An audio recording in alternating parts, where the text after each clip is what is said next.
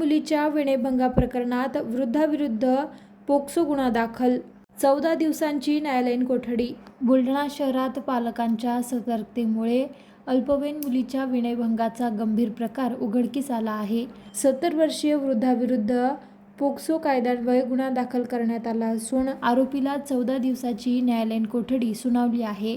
याबाबत फिर्यादीने गुरुवार दिनांक 19 मार्च रोजी शहर पोलीस स्टेशनमध्ये तक्रार दाखल करण्यात आली आहे. सदर 70 वर्षीय आरोपी हा बुलढाणा येथील एक व्यापारी असून तो पीडित मुलीच्या व त्यांच्या घराच्या ओळखीचा असल्यामुळे पीडित कुटुंबामध्ये पूर्वीपासून येणे जाणे असल्याने विश्वासाचे नाते होते. मात्र त्याच विश्वासाचा गैरफायदा घेत आरोपीने मुलगी एकटी असताना तिच्याशी अश्लील वर्तन करत विनयभंगाचा आरोप आहे. त्यानंतर पीडित मुलीनेही हा प्रकार आपल्या पालकांना सांगितला.